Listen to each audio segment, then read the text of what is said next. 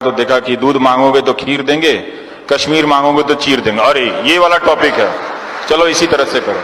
आप उस डिबेट को ध्यान से देखिए, ध्यान से देखिए। मान लीजिए कि आप मोदी समर्थक ही हैं, क्या वो उस डिबेट में आपको तरह तरह की सूचनाएं दी जा रही हैं? एक समर्थक का भी अपना एक सेल्फ रेस्पेक्ट होता है ना, कि वो चीजें जानना चाहता है।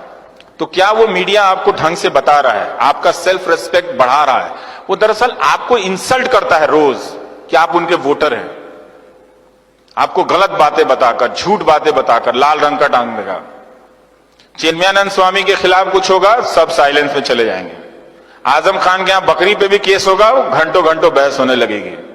तो वो आपको हमेशा एक अपने पड़ोस के मुसलमान को वो हमेशा दुश्मन के रूप में देखना सिखा रहा है। मैं साफ साफ कहता हूं, और इसको आप नोट कर लीजिए।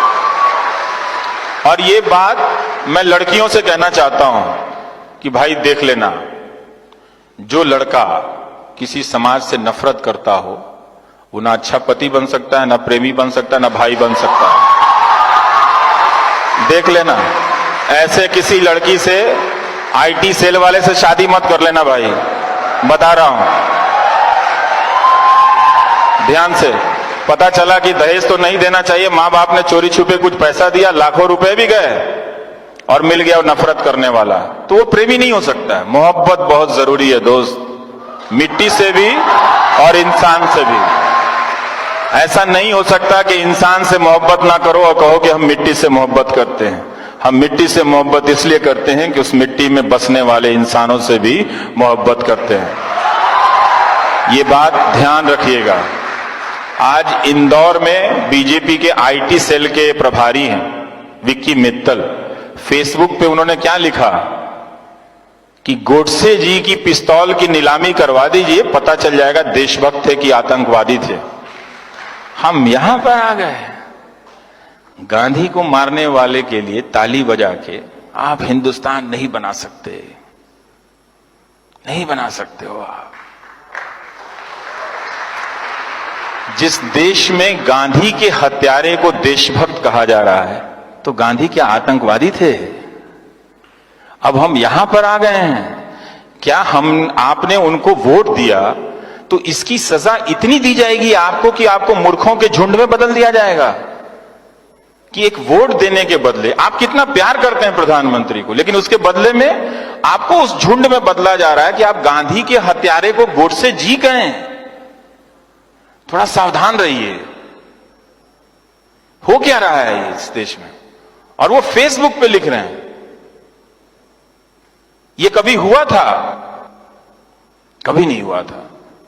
क्योंकि ये पॉलिटिक्स, आईटी सेल और मीडिया ये मान के चलता है कि आपने अपनी बुद्धि स्थगित कर दी, आप में बुद्धि नहीं है। मैं नहीं मानता, मैं उनके वोटर को बहुत सम्मान से जानता हूं, मुझे मालूम है कि वो एक अलग तरीके से सोच रहे हैं, लेकिन उनसे, वो चूंकि उनको वोट देते हैं, उनसे बदला नहीं लिया जाना चाहिए। उनको सजा किस बात की दी जा रही है कि उनसे ये कहा जा रहा है, अब चूंकि तुम उनको वोट देते हो, तुम अब मुसलमानों से नफरत करने लगे हो, तो चलो अब गोडसे को भी गोडसे जी बोलो। फिर मालूम नहीं अगली बार अब आपसे क्या कराएंगे, आपके हाथ में बम दे देंगे, कहेंगे जाके फट जाओ कहीं पे, तुम नौकरी मत मांगो। ये मत कीजिएगा, ये मत कीजिएगा। ये शर्म की बात है कि हमारे देश में गांधी की हत्या हुई, और ये उससे भी ज्यादा शर्म की बात है कि एक राजनीतिक दल का कार्यकर्ता फेसबुक पे लिख रहा है गोडसे जी कि पिस्तौल नीलामी कीजिए तो खरीदने वाले लोग आ जाएंगे और उसके 2 करोड़ दे के साबित हो जाएगा देशभक्त थे। गांधी की लाठी की कोई कीमत नहीं है दोस्तों, कोई कीमत नहीं है उनकी लाठी की। उस लाठी को उन्होंने कभी किसी पे नहीं चलाई, तो ये मत होने देना। हालांकि अब देर हो चुकी है, अब तुम्हारे पास करने के लिए कुछ है नहीं, फिर भी बता रहा हूं कि आपको एक रोबोट में बदल दिया गया है, गलत गलत सूचनाओं से भर के। अब आपसे सिर्फ 2 ही काम लिए जाएंगे, समुदाय के नाम पे, धर्म के नाम पे आपको एक झुंड में बदला जाएगा कि आप जाओ उसको मार आओ, पहलू खान को, या फिर आप सुबोध कुमार सिंह को मार के आओ। उसे भी इंसाफ नहीं मिला, सुबोध कुमार सिंह को भी इंसाफ नहीं मिला। पहलू खान को भी इंसाफ नहीं मिला। ये आप समझ रहे हो कि क्या हो रहा है? समझ रहे हैं इस बात को? अच्छे से समझिएगा, गुस्से में मत समझिएगा, कोई फायदा नहीं है दोस्तों। इसलिए आपका मीडिया जो है, मैं थोड़ा भटक के कह रहा हूं, कहना जरूरी है, फिर मौका नहीं मिलेगा आपसे। आपका मीडिया अब आपसे बदला ले रहा है। जब तक आप अपने आप को अलर्ट नहीं करेंगे, एक्टिव नहीं करेंगे, ये मैं क्यों कहता हूं कि आप इन अखबारों को पढ़ना बंद कर दीजिए, इन चैनलों को देखना बंद कर दीजिए और पैसा प्रधानमंत्री राहत कोष में दे दीजिए। ये मैं इसलिए इस उम्मीद में कहता हूं कि आप दबाव डालेंगे तभी मीडिया स्वतंत्र होगा, तभी मीडिया स्वतंत्र होगा। और एक बात जान लीजिएगा, मीडिया की स्वतंत्रता हमसे अपनी नौकरी के लिए नहीं कह रहे हैं, आपके लिए कह रहे हैं। जब मीडिया नहीं होगा, आप नहीं होंगे, क्योंकि आपकी आवाज नहीं होगी।